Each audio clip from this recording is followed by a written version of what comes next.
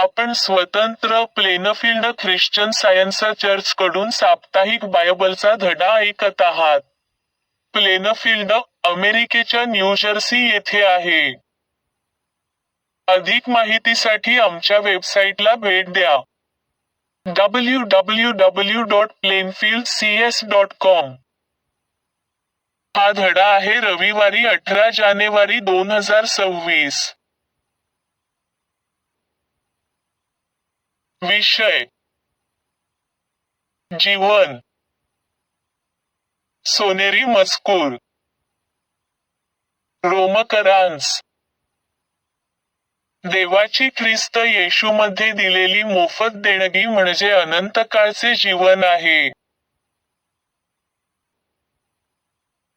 उत्तरदायी वाचन. नीतिसूत्रे. मुलांनो, तुमच्या वडिलांच्या शिकवणुकीकडे लक्ष द्या. लक्ष दिले की तुम्हाला कळेल. आणि माझ्या वडिलांनी मला शिकवले. ते मला म्हणाले, मी जे सांगतो ते लक्षात ठेव. माझ्या आज्ञा पाळ, म्हणजे तू जिवंत राहशील. ज्ञान आणि समजूतदारपणा मिळव. माझे शब्द विसरू नकोस. माझ्या शिकवणुकीप्रमाणे वाग.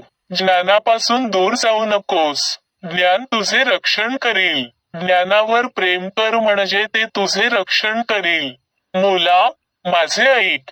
मी जे सांगतो ते कर म्हणजे तू खूप जगशील. या धड्यांची नेहमी आठवण ठेवा. हे धडे विसरू नका. ते तुमचे जीवन आहे. धडा उपदेश. बायबल पासून. योहान. जगाच्या सुरुवातीपासून हे होत. हे आम्ही ऐकले आहे. आम्ही आमच्या डोळ्यांनी ते पाहिले आहे. आम्ही ते निरखून पाहिले आहे. आम्ही ते आमच्या हातांनी चाचपले आहे. जो शब्द जीवन देतो त्याविषयी आम्ही बोलत आहोत. ते जीवन आम्हास प्रकटविण्यात आले. आम्ही ते पाहिले आहे, त्याविषयी आम्ही साक्ष देतो, आणि त्या अनंतकाळच्या जीवनाविषयी आम्ही तुम्हाला घोषणा करीत आहोत. ते जीवन पित्याबरोबर होते आणि ते आम्हाला प्रकटविण्यात आले. आम्ही ते पाहिले आहे व ऐकले आहे आणि आम्ही आता ते तुम्हालाही घोषित करीत आहोत, यासाठी की तुमची आमच्यासह सहभागिता असावी. आमची सहभागिता तर देवपिता व त्याचा पुत्र येशू ख्रिस्त याच्याबरोबर आहे. योहान. मग येशू म्हणाला, परंतु येशूने उत्तर दिले, मी तुम्हाला खरे सांगतो, पुत्र जरी सर्व करू शकत असला, तरी पित्याच्या इच्छेला डावलून एकटा काही करू शकत नाही. पिता करतो त्या गोष्टी पुत्रही करेतो. मी तुम्हाला खरे तेच सांगतो, जो माझे ऐकतो आणि ज्याने मला पाठविले त्याच्यावर विश्वास ठेवतो त्याला अनंतकालचे जीवन मिळेल. त्याला दोषी ठरविले जाणार नाही, तर त्याने मरणातून निघून जीवनात प्रवेश केला आहे. मार्क. नंतर येशू नावेत बसून परत सरोवरापलीकडे गेल्यावर मोठा समुदाय त्याच्या भोवती जमला. तो सरोवराजवळ होता. याईर नावाचा यहुद्यांच्या सभास्थानाचा एक अधिकारी तेथे आला. याईराने येशूला पाहिले तेव्हा तो त्याच्या पाया पडला आणि आग्रहाने विनंती करून त्याला म्हणाला, माझी लहान मुलगी मरावयास टेकली आहे.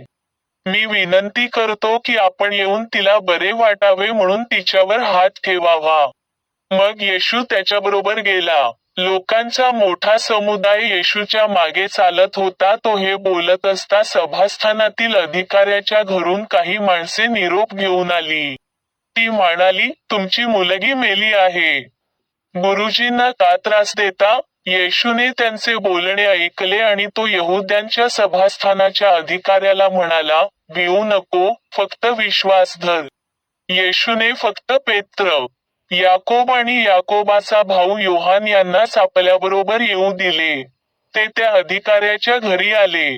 त्याने लोकांनी मोठ्याने आकांत करताना व रडताना पाहिले. तो आत गेला आणि त्यांना म्हणाला, तुम्ही लोक रडून असा गोंधळ का करीत आहात? ही मुलगी मेलेली नाही, ती झोपली आहे. ते सर्व त्याला हसले. त्याने सर्व लोकांना बाहेर घालवून दिले व मुलीचे आईवडील व जे त्याच्याबरोबर होते त्यांना घेऊन जेथे मुलगी होती तेथे आत गेला. त्याने मुलीचा हात धरला आणि म्हणाला, तलिथा कुम, म्हणजे लहान मुली मी तुला सांगतो, उठ. ती लहान मुलगी लगेच उठली आणि सभोवती फिरू लागली. ते फार आश्चर्यचकित झाले. नंतर त्याने त्यांना सक्त ताकीद दिली की हे कोणाला कळता कामा नये.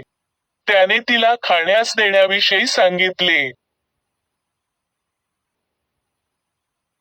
योहान. निकदेम नावाचा एक मनुष्य होता. निकदेम परुषी लोकांपैकी एक असून तो यहुदी लोकांचा एक महत्वाचा पुढारी होता.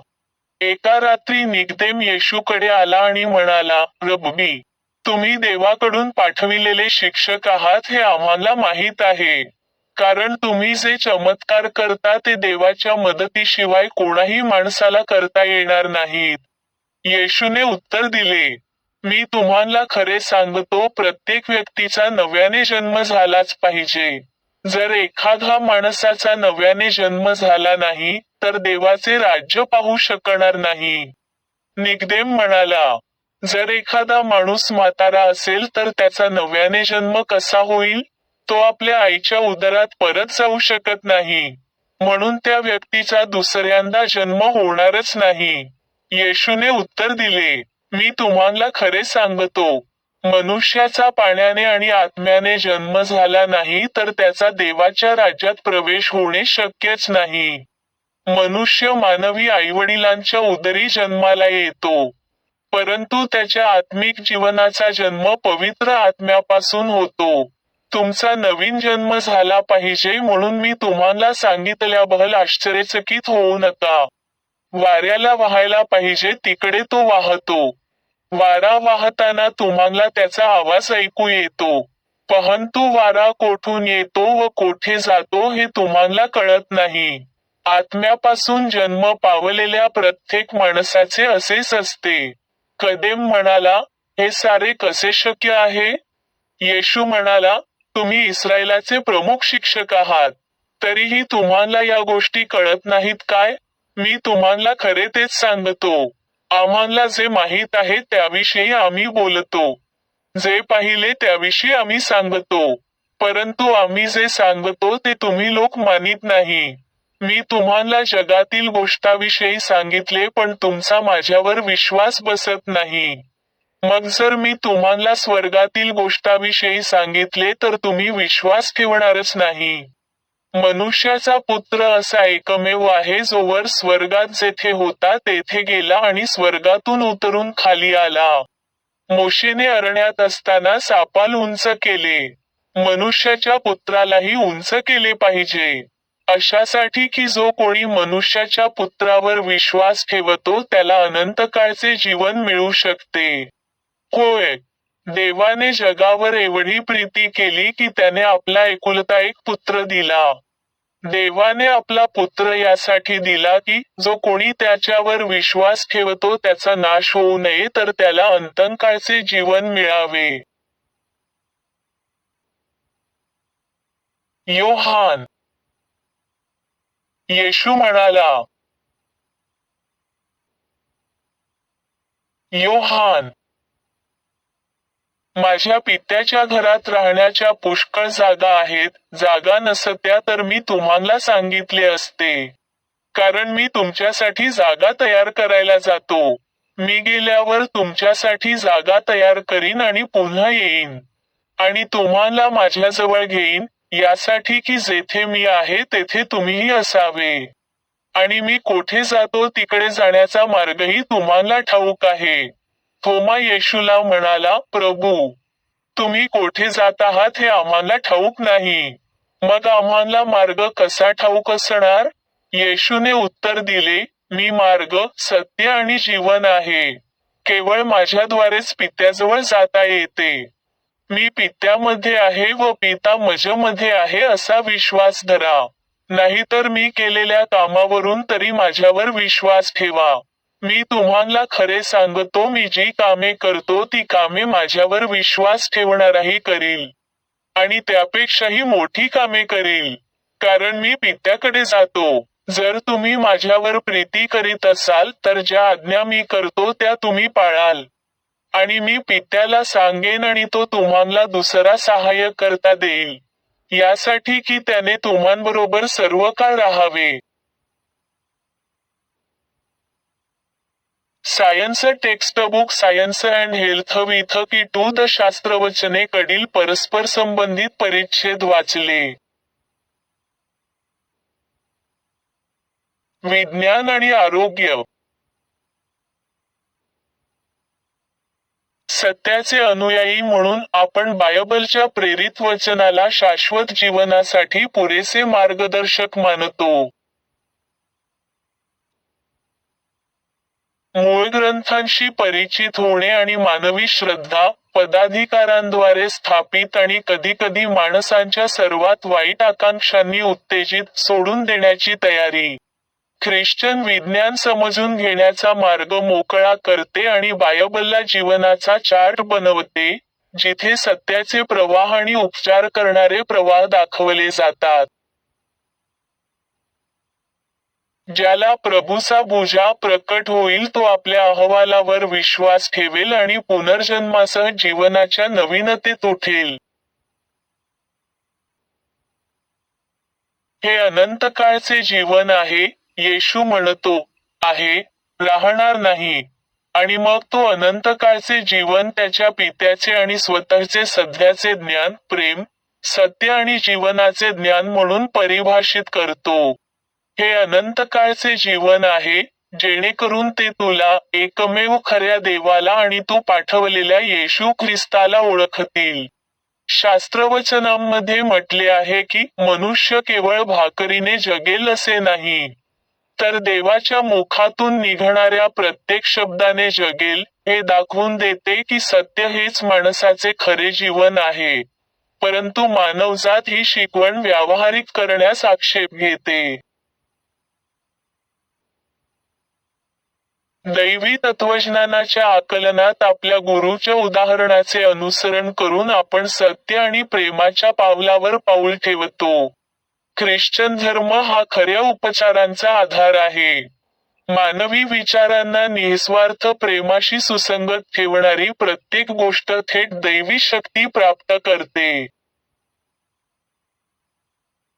मला लिनमध्ये श्री क्लार्क यांना भेटण्यासाठी बोलावण्यात आले होते, जे लहानपणी लाकडी टोकावर पडल्यामुळे झालेल्या कंबरेचा आजाराने 6 महिने अंथरुणावर होते. घरात प्रवेश केल्यावर मी त्यांच्या डॉक्टरांना भेटलो, ज्यांनी सांगितले की रुग्ण मरत आहे. डॉक्टरांनी नुकतेच कंबरेवरील उरण तपासले होते आणि सांगितले की हाड काही इंचांपर्यंत कॅरियस आहे. त्यांनी मला प्रोब देखील दाखवला, ज्यावर हाडाच्या या अवस्थेचे पुरावे होते. डॉक्टर बाहेर गेले. श्री क्लार्क डोळे स्थिर आणि दृष्टीहीन अवस्थेत पडले होते.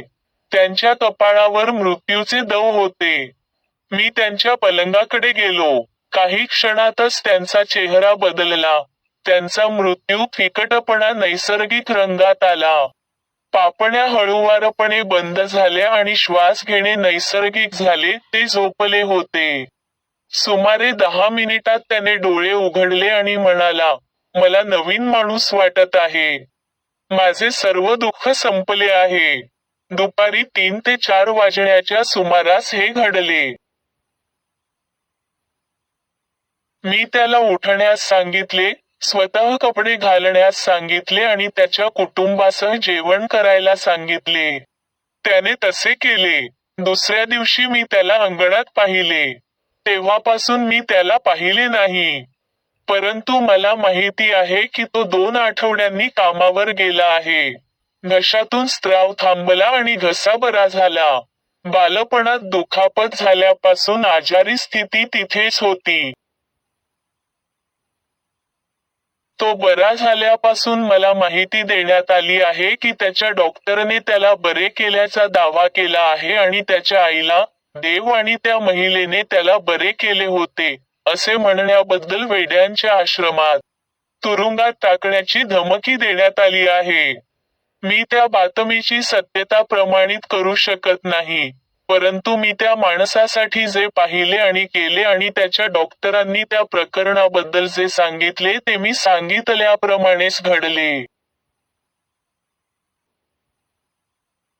ख्रिस्त किंवा सत्याने मृत्यूवर मात केली आणि तरीही तो त्यावर मात करतो ही वस्तुस्थिती सिद्ध करते की भयांचा राजा हा केवळ एक नश्वर विश्वास किंवा चूक आहे, जो सत्य जीवनाच्या आध्यात्मिक पुराव्यांसह नष्ट करतो, आणि हे दर्शविते की इंद्रियांना जे मृत्यू दिसते ते केवळ एक नश्वर भ्रम आहे, कारण खऱ्या माणसाला आणि खऱ्या विश्वाला मृत्यूची प्रक्रिया नसते. दोखाचा माणूस भौतिक जीवन आणि बुद्धिमत्तेचे शून्यत्व आणि सर्वसमावेशक देव, चांगल्याची पराक्रमी वास्तविकता चांगल्या प्रकारे समजत असे. मन, उपचार किंवा ख्रिश्चन विज्ञानाचे हे दोन मुख्य मुद्दे होते, ज्यांनी त्याला प्रेमाने सशस्त्र केले. देवाच्या सर्वोच्च पार्थिव प्रतिनिधीने दैवी शक्ती प्रतिबिंबित करण्याच्या मानवी क्षमतेबद्दल बोलताना त्याच्या शिष्यांना भविष्यसूचकपणे सांगितले, केवळ त्यांच्या दिवसांसाठीच नाही तर सर्व काळासाठी, जो माझ्यावर विश्वास ठेवतो, तो मी जी कामे करतो ती देखील करेल, आणि ही चिन्हे विश्वास ठेवणाऱ्यांच्या मागे लागतील. हा मार्ग सरळ आणि अरुंद आहे, जो देव हाच एकमेव जीवन आहे हे समजून घेण्यास मदत करतो. हा देहाशी एक युद्ध आहे, ज्यामध्ये आपल्याला पाप, आजार आणि मृत्यूवर विजय मिळवावा लागेल, येथे किंवा नंतर. अर्थातच आपण आत्म्याच्या ध्येयापर्यंत किंवा देवातील जीवनापर्यंत पोहोचण्यापूर्वी. येशूने ठामपणे म्हटले, जो माझ्यावर विश्वास ठेवतो त्याला मृत्यू दिसणार नाही. म्हणजेच जो जीवनाची खरी कल्पना जाणतो तो मृत्यूवरील आपला विश्वास गमावतो. ज्याला चांगल्याची खरी कल्पना आहे तो वाईटाची सर्व जाणीव गमावतो आणि यामुळे आत्म्याच्या अमर वास्तवात प्रवेश करतो. असा व्यक्ती जीवनात राहतो. जीवनाला आधार देण्यास असमर्थ असलेल्या शरीरापासून नाही तर सत्यापासून मिळते, स्वतःची अमर कल्पना उलगडते. येशूने अस्तित्वाची खरी कल्पना दिली, ज्यामुळे नश्वरांना अनंत आशीर्वाद मिळतात. कलस्सैकर, प्रकरण 3, श्लोक 4 मध्ये पौल लिहितो, जेव्हा ख्रिस्त, जो आपले जीवन आहे, प्रकट होईल, तेव्हा तुम्ही देखील त्याच्याबरोबर गौरवात प्रकट व्हाल, जेव्हा आध्यात्मिक अस्तित्व त्याच्या सर्व परिपूर्णतेत, सातत्यतेत आणि सामर्थ्यात समजले जाईल, तेव्हा मनुष्य देवाच्या प्रतिमेत आढळेल. प्रेषितांच्या शब्दांचा परिपूर्ण अर्थ असा आहे, मग मनुष्य त्याच्या प्रतिमेत, पित्याप्रमाणे परिपूर्ण, जीवनात अविनाशी, देवामध्ये ख्रिस्ताबरोबर लपलेला दैवी प्रेमात सत्यासह आढळेल, जिथे मानवी इंद्रियांनी मनुष्याला पाहिले नाही. मी ख्रिश्चन विज्ञान आणि रोगांवर उपचार करण्यासाठी त्याचा वापर ज्याप्रमाणे मी शोधला आहे त्याचप्रमाणे मांडला आहे. मी मनाद्वारे सत्याचे मानवांच्या आरोग्यावर, दीर्घायुष्यावर आणि नैतिकतेवर होणारे परिणाम दाखवून दिले आहेत, आणि मला प्राचीन किंवा आधुनिक प्रणालींमध्ये असे काहीही सापडले नाही ज्यावर मी स्वतःचा शोध घेऊ शकेन. फक्त आपल्या महान गुरूच्या शिकवणी आणि प्रात्यक्षिके आणि संदेष्टे आणि प्रेषितांच्या जीवनाशिवाय. बायबल हा माझा एकमेव अधिकार आहे. सत्याच्या सरळ आणि अरुंद मार्गावर माझ्याकडे दुसरा कोणताही मार्गदर्शक नव्हता. मी आता चर्च मॅन्युअलमध्ये दिलेल्या मेरी बेकर एडीकडून 3 दैनंदिन कर्तव्ये वाचू. रोजची प्रार्थना. दररोज प्रार्थना करणे हे या चर्चमधील प्रत्येक सदस्याचे कर्तव्य असेल. तुझे राज्य ये. माझ्यामध्ये दैवी सत्य, जीवन आणि प्रीती यांचे राज्य स्थापित व्हावे आणि माझ्यापासून सर्व पापांवर राज्य करू द्या. आणि तुझे शब्द सर्व मानवजातीचे स्नेह समृद्ध करू आणि त्यांच्यावर राज्य करू दे. हेतू व कृतींचा नियम. द मदर चर्चच्या सदस्यांच्या हेतू किंवा कृतीबद्दल वैरभाव किंवा केवळ वैयक्तिक आसक्तीच उत्तेजन देऊ नये. विज्ञानात दैवी प्रेम एकट्याने माणसावर राज्य करते. आणि एक ख्रिश्चन वैज्ञानिक प्रेमात गोड सुविधांना प्रतिबिंबित करते, पापाची निंदा करते, खरा बंधुता, दानशूरपणा आणि क्षमा यामध्ये. या चर्चमधील सदस्यांनी दररोज सर्व प्रकारच्या वाईटापासून वाचलेले. भविष्य सांगण्यापासून, न्यायनिवाड्यापासून, निंदा करण्यापासून, समुपदेशनातून, प्रभाव पाडण्यापासून किंवा चुकीच्या मार्गाने प्रभावित होण्यापासून वाचण्यासाठी प्रार्थना करावी.